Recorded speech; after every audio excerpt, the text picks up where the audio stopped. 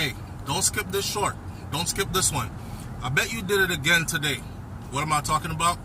I bet you got up today and you didn't even say thank you, God, for waking me up today. Thank you for keeping me healthy from yesterday till today. Thank you for providing for me. I bet you woke up and went about your business like usual, like you control time, like you own all this, like you don't even care. I bet you out there telling yourself you got forever left and you could do whatever you want because you got 1,000,000 years left on earth.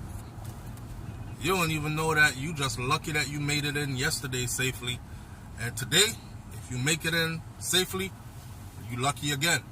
Some call it luck, some call it blessings. Whatever it is, you give thanks.